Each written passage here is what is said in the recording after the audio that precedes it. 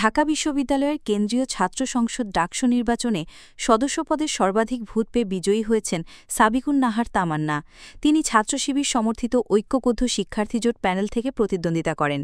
এর আগে নির্বাচনী প্রচারণার প্রথম দিনে সাবিকুন নাহার তামান্নার ছবি বিকৃত করা আজকে ভোটে জিতে তিনি এটার জবাব দিলেন।